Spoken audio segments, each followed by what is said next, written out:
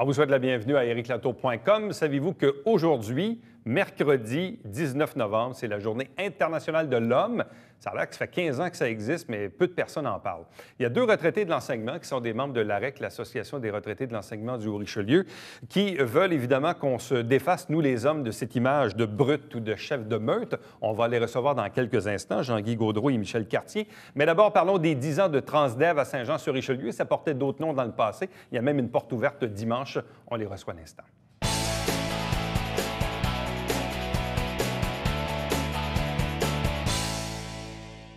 Si je vous dis Transdev, si je vous dis transport, autobus, ça vous dit peut-être quelque chose. Transdev célèbre son 10e anniversaire d'installation ici même à Saint-Jean-sur-Richelieu. Deux invités pour en parler.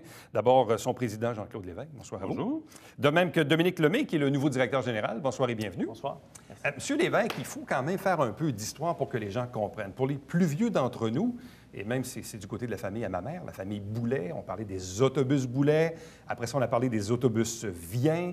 Après ça, on a parlé de Veolia. Maintenant, on parle de Transdev. Qu'est-ce qui s'est passé dans l'industrie et notamment des installations qui sont ici à Saint-Jean-sur-Richelieu? Premièrement, en 2004, Connex, qui était une division de Veolia, a fait l'acquisition du groupe Vien. Ouais. Vien qui lui-même s'était fusionné avec un groupe de cette île qui s'appelait le groupe Ménard.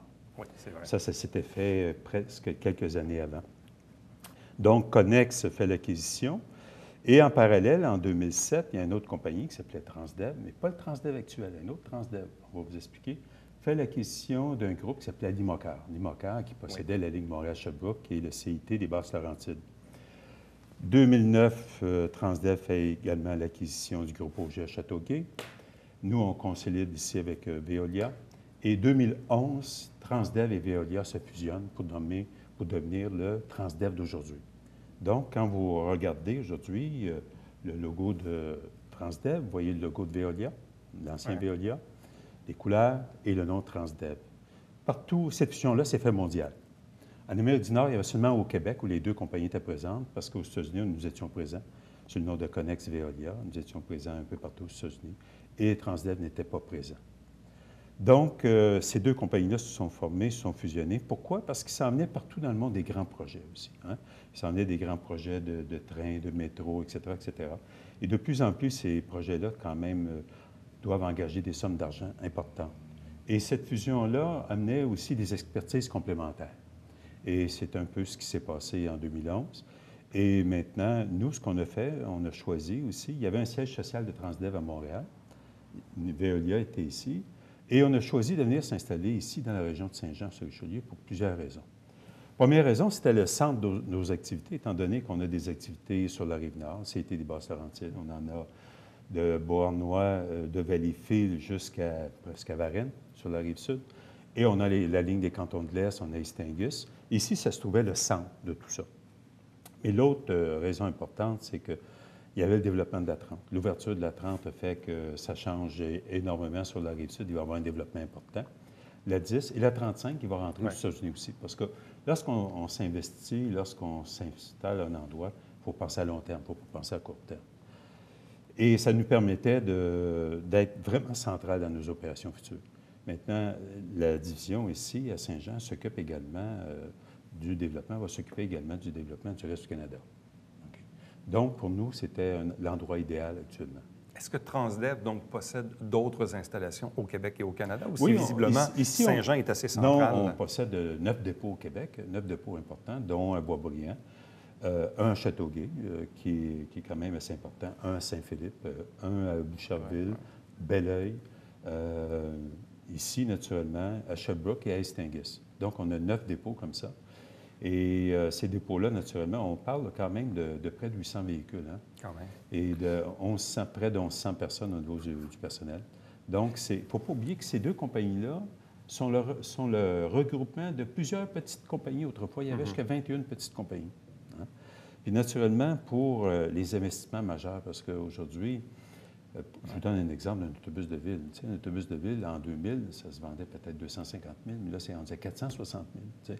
Et donc, il fallait quand même se créer une force. Donc, il y a une transformation au niveau de l'industrie, visiblement. C'est le jour et la nuit. C'est pour ça que tantôt, pour les fins de l'exercice, moi, je partais de l'exemple des autobus boulets, parce que il faut se rappeler, à la fin des années 80, début 90, les autobus boulets avaient leur siège social sur la rue Saint-Jacques, donc en plein cœur du vieux Saint-Jean.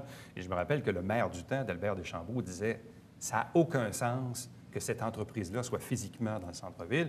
Et c'est à ce moment-là que la Ville, évidemment, a regardé que les autobus boulets pour développer le site actuel, qui est dans le parc industriel de Saint-Jean-sur-Richelieu, qu'on connaît, qui est à côté d'ailleurs du stationnement incitatif. Donc, visiblement, votre 10e anniversaire coïncide avec l'arrivée d'un nouveau directeur général. Oui. Donc, parlez-nous un peu de ce cheminement, parce qu'auparavant, vous étiez quoi, à la STM? Absolument, oui. J'ai passé les 17 dernières années de ma carrière professionnelle à la STM. Avant ça, j'ai cheminé dans le privé, d'autres entreprises privées qui n'étaient pas reliées au domaine des transports. Mon arrivée à la STM s'est faite, ou mon passage à la STM était principalement au niveau du métro. Les 7 dernières années, j'ai dirigé les opérations du métro. Et ce qui est arrivé dernièrement, justement, j'ai rencontré Jean-Claude Lévesque, qui est le président. Et ça a été un peu un coup de foudre de l'industrie privée. Le transport, pour moi, c'est une passion. Donc, j'ai décidé de faire le saut et puis de rejoindre Transdev pour compléter l'équipe. Bon, parce qu'à venir jusqu'à tout récemment, vous occupiez donc le fauteuil de directeur général, en plus d'être président. Et là, je comprends donc que, tranquillement, pas vite, on laisse place à la relève. Vous avez bien compris, mais il y a aussi des grands projets qui s'en viennent au Québec et au Canada. Et il fallait aller chercher un complément d'expertise. Et Dominique avait quand même une expertise importante avec la STM. Ça nous permettait d'augmenter notre champ d'expertise. Et définitivement aussi, on prépare la relève. Ça, c'est clair. L'installation de Saint-Jean-sur-Richelieu, celle que les gens connaissent dans le parc industriel, qui a quand même grossi aussi au fil du temps, ça représente quoi au niveau opérationnel, l'installation de Saint-Jean-sur-Richelieu? On parle de 220 employés physiquement ici à Saint-Jean-sur-Richelieu. Et on dessert la ville de Saint-Jean-sur-Richelieu, tous les déplacements entre Saint-Jean et Montréal, mais aussi d'autres municipalités avoisinantes de Saint-Jean-sur-Richelieu. Et on opère environ une centaine d'autobus de ce site-là.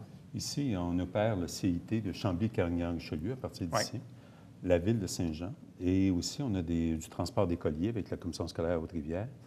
Mais on est également mandataire par la Société d'assurance automobile du Québec pour la vérification pour véhicules lourds pour autrui. Donc, on a 4 mandats importants ici à Saint-Jean, en plus d'avoir tout le siège social du groupe qui est ici au 2e étage, on va appeler ça comme ça. Donc, ça fait... La plus grosse division est ici. Si je me rappelle bien, autant dans le cas de Transdev que de Veolia, ces entreprises-là avaient des origines européennes. Oui, c'est la Caisse des dépôts de Paris qui est l'actionnaire principal, d'accord? Et à l'époque, Veolia était aussi un actionnaire important. Veolia s'est retiré du transport, se retire graduellement du transport. Veolia a encore une participation, et sa participation est rachetée graduellement par la Caisse des dépôts. Okay. Et écoutez, on est présent dans 19 pays. 19 pays où on fait à peu près tous les types de transports terrestres de personnes, sauf en France où on fait également des traverses de bateaux, comme la Corse et des choses comme ça. Donc, ça prend quand même, ça prend un actionnaire solide, la Caisse des dépôts de Paris quand même est solide, pour nous aider dans les grands projets. Bon, quand vous dites des grands projets, bon, on le voit, nous, comme citoyens, comme consommateurs, comme contribuables aussi.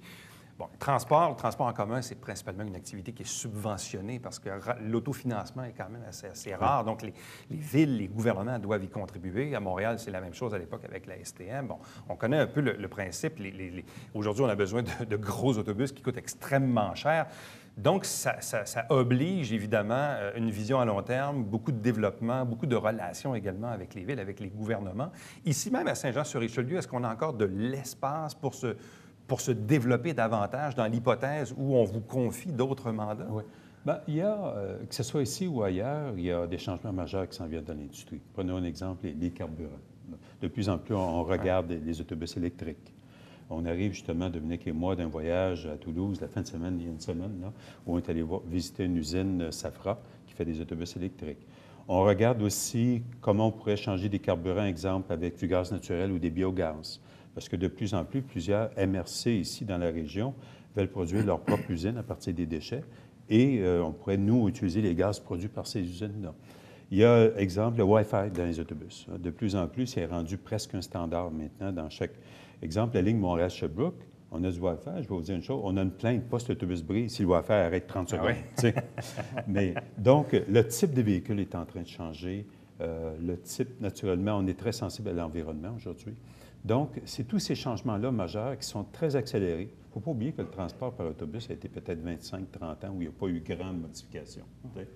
Mais là, actuellement, ce 25-30 ans-là, il est compressé dans les 5 prochaines années. Nous, on pense que d'ici 5 ans, en plus, il y a des autobus articulés. Il y a des autobus 2 étages. On a essayé un autobus 2 étages. Là, est-ce qu'on l'a encore, l'autobus 2 étages? Non, elle se promène un peu partout en Amérique actuellement, mais il faut qu'elle passe dans tous les viaducs aussi. Là. Mais c'était correct pour la 10, je pense. Oui, c'était correct pour la 10. Le problème, ça peut être sur certaines rues, peut-être le viaduc sur Richelieu, là, pas loin de Samuel, là, ou ces coins-là. Mais ça peut faire... Oui, puis il y a les autobus articulés. Parce que le problème qu'on a, qu'on vit sur la Rive-Sud, c'est que Montréal est capable de recevoir des autobus en plus. Hein, parce que le mille de la Gauchetière est rempli. Ouais. Donc, l'autobus 2 étages, ce n'est pas un autobus de plus, c'est un étage de plus. Ouais. Bon. Mais il faut regarder sur le coût. Oui, parce que d'ailleurs, ça, c'est un enjeu, le mille de la Gauchetière, le problème au niveau des quais. Ah, oui. Je sais que là-bas, semble-t-il qu'on est, comme on dit en bon québécois, on est à côté de partout. Là. Absolument, c'est saturé. C'est saturé complètement, saturés, alors. Et l'AMT, l'Agence métropolitaine de transport, regarde à la possibilité d'autres solutions aussi, parce qu'il faut avoir d'autres solutions, parce que l'achalandage, le trafic en véhicule, en autobus augmente. Le nouveau pont Champlain, puis le futur peut-être SLR, là, parce qu'il y a beaucoup de si et de peut-être là-dedans, est-ce que ça a un impact sur le développement futur de votre entreprise? Tous ces projets-là qui risquent d'avoir un impact là, sur le transport des personnes? C'est sûr que le SLR, ça peut avoir un impact, comme le lien aéroportuaire entre Dorval et Centre-Ville de Montréal. Et c'est un petit peu... Quand on parle de grands projets, ça, c'est des grands projets. D'accord? C'est des projets quand même, des investissements majeurs. Et je donne toujours l'exemple qu'on a fait, le lien aéroportuaire entre l'aéroport de Lyon et le centre-ville de Lyon, qui est un tram-train, où on a financé 100 du projet, avec un consortium, naturellement, à l'intérieur d'un échéancier qui a été respecté, d'un budget qui a été respecté. Et... en dedans, c'est pendant 30 ans qu'on possède tout ça. Et je peux vous dire qu'après 1 an et demi, on dépassait déjà les statistiques des 5 prochaines années. OK? Bon. Ça, c'est un aide qui peut aider les gouvernements à financer des projets. Maintenant, c'est sûr que pour ça, il faut avoir l'expertise nécessaire. Et c'est pour ça qu'on en fait en Asie actuellement, on en fait en Europe, on en fait un peu partout. Et puisque vous parlez de Wi-Fi, je me permets ce commentaire parce qu'il y a quelques semaines, en suivant les assemblées du Conseil de ville, je sais que la Ville de Saint-Jean est en négociation avec vous en ce moment. Puis il y a un comité qui doit évidemment faire une recommandation au Conseil, mais notamment le conseiller Fontaine qui disait probablement que le vœu d'avoir le Wi-Fi dans les autobus risque fort bien d'être sur la table de négociation dans les demandes de la Ville. Mais ça, je présume que ça ne doit pas être un grand secret d'État. Que cette demande de voir le Wi-Fi, ça devient presque... Ça devient du standard. Ça devient du standard. Ça devient du standard. On en a à Chambly dans les véhicules, on en a sur la ligne Montréal-Sherbrooke.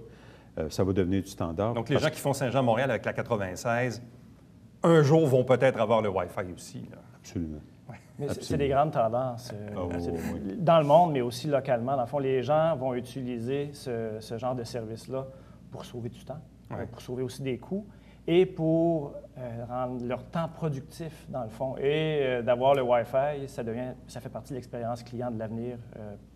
C'est incontournable. Je ne voulais pas brûler votre négociation. Ça.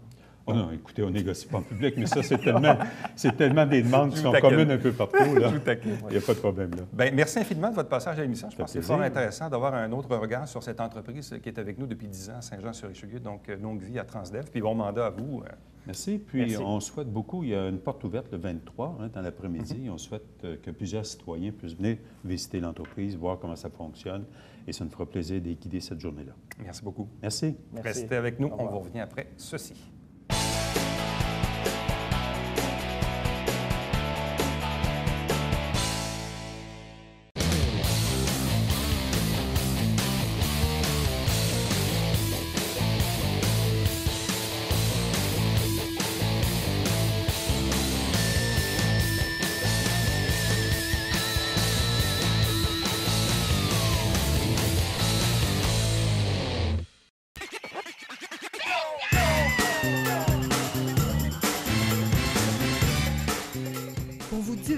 dans le confort de votre foyer.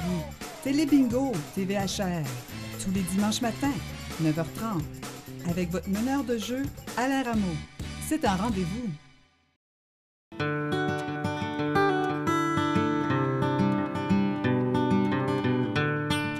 Coulisses Bêta, version 3.0, de retour cet automne.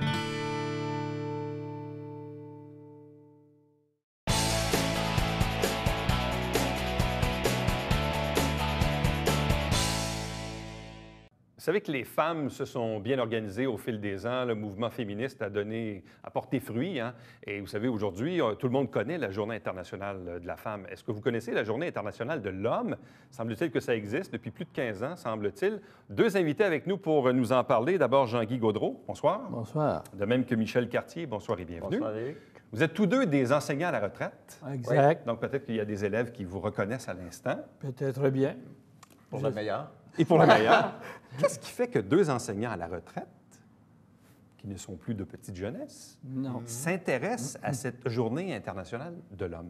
Je te laisse aller. Michel? Bien, déjà, quand moi j'étais au secondaire, je disais toujours c'est important que les gars qui décrochent, qu'on fasse quelque chose.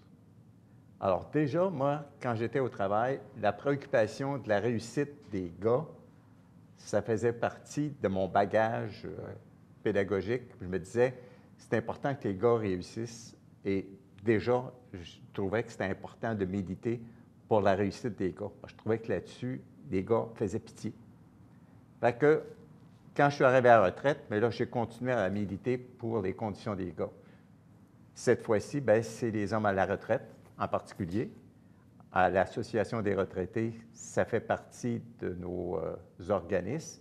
Il y a toujours différents comités. Et un des comités, il y a un de la condition des hommes. Un des autres comités, c'est la condition des femmes et des hommes.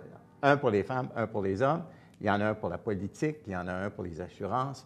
Mais on n'est pas juste un groupe qui s'occupe d'activités sociales. L'AREC, c'est l'Association des retraités.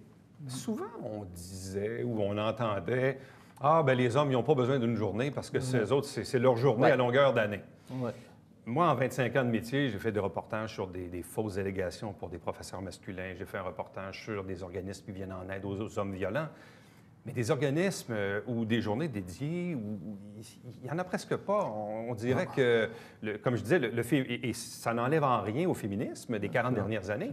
Mais visiblement, est-ce qu'il faut se sentir gêné d'être un homme?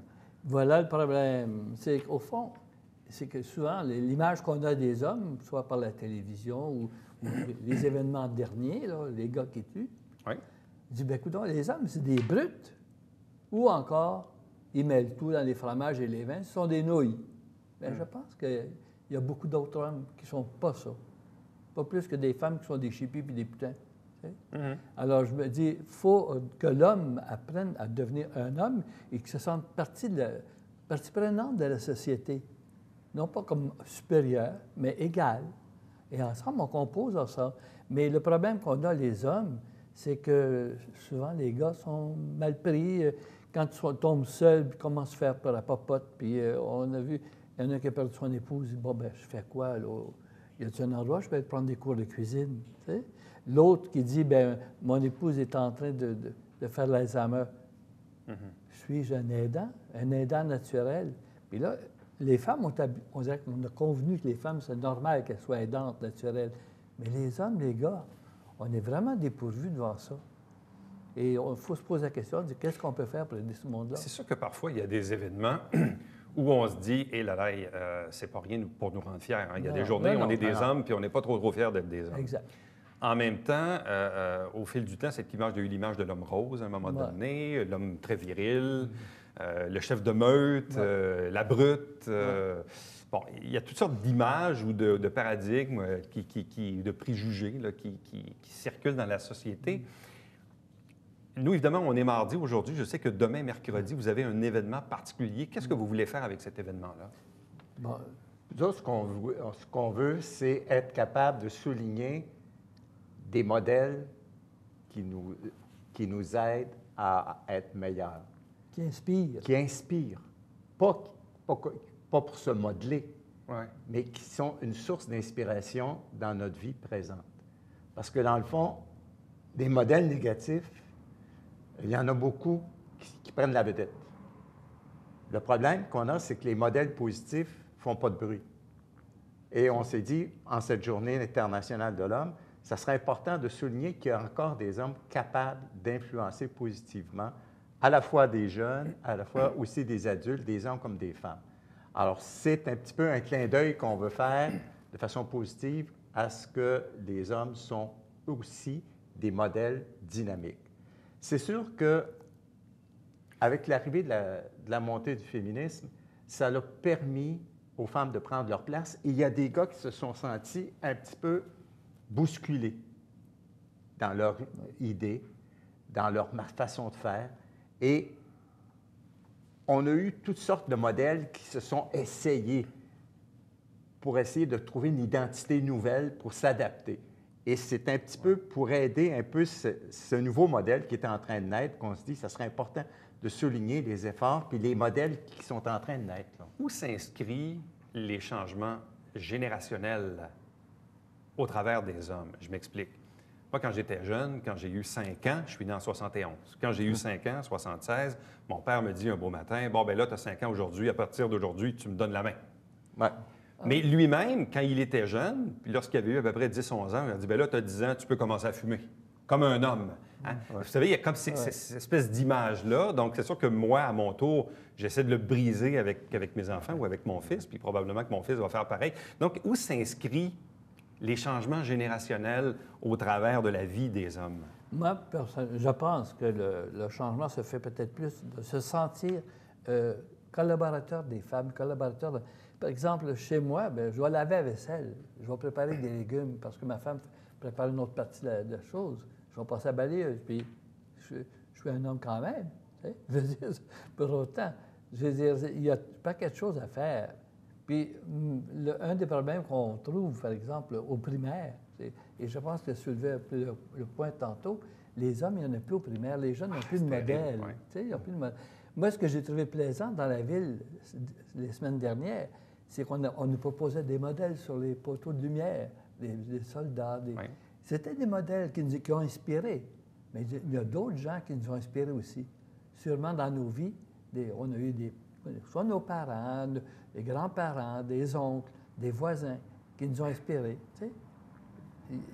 Des professeurs, peut-être, cherchent. Mais moi, ce qui m'a beaucoup frappé, parce que la semaine dernière, dans l'édition du 13 novembre du Canada français, évidemment, j'ai vu l'article avec votre photo à vous deux. Je suis 100 d'accord avec ce que vous dites. On ne le dit pas suffisamment. Et là, je me dis, comment ça se fait que ces 2 enseignants à la retraite qui viennent nous parler de ça? Et c'est ça, moi, qui m'a marqué, c'est de voir des gars de votre âge qui viennent nous dire ça aujourd'hui, en pleine entrevue. Où sont les hommes un peu plus jeunes qui pourraient peut-être prendre la balle au bond et porter le même message que vous portez? C'est que je pense que les hommes les plus jeunes sont pris par d'autres choses. On peut-être trop occupés, je ne sais pas. Par la famille.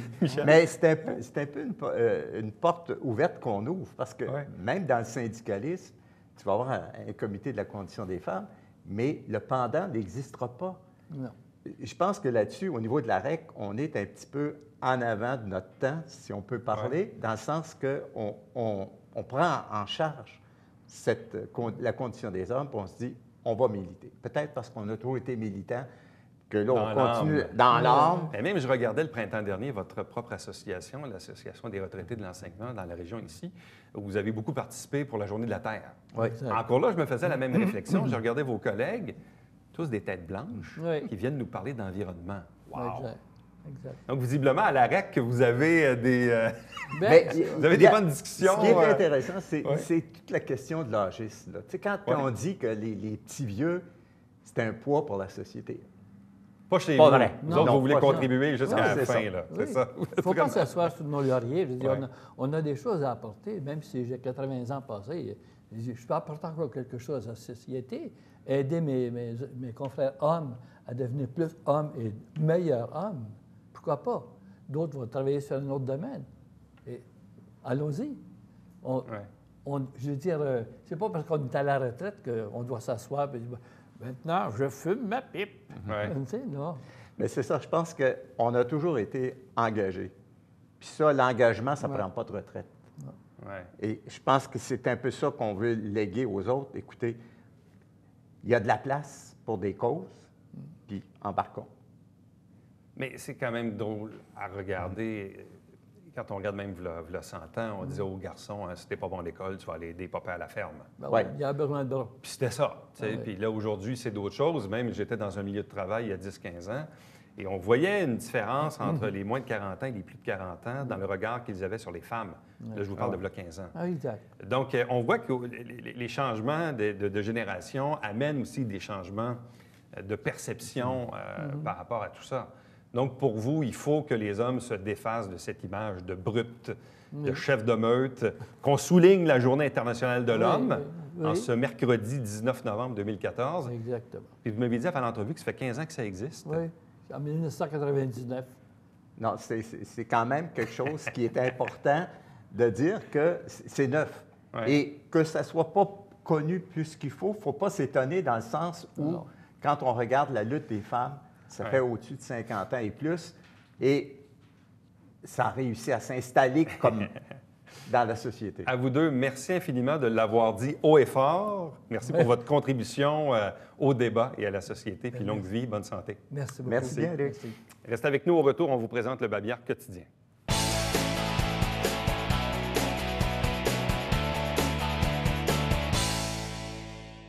On aura maintenant un nouveau maire suppléant à Saint-Jean-sur-Richelieu pour les 4 prochains mois. Dans la dernière année, c'était le conseiller Justin Bessette pour la première année du mandat. Visiblement, le maire veut donner ça à tour de rôle d'ici la fin du mandat. Et pour les 4 prochains mois, c'est le conseiller de Saint-Edmond-Saint-Lucien, François Auger, qui va agir à titre de maire suppléant. À chaque semaine, on vous présente des extraits du conseil de ville. L'émission s'appelle Saint-Jean-sur-Richelieu. Vous avez la grille horaire à l'écran. Et n'oubliez surtout pas le télébingo tous les dimanches matins, 9h30 en direct avec 3 500 $ en prix. Carte pleine qui est à 2 000. Il y a 30 dépositaires dans la région pour acheter vos petits livrets. Et pour me joindre directement, Éric Latour à commercial tvhr9.com. À demain. Bye bye.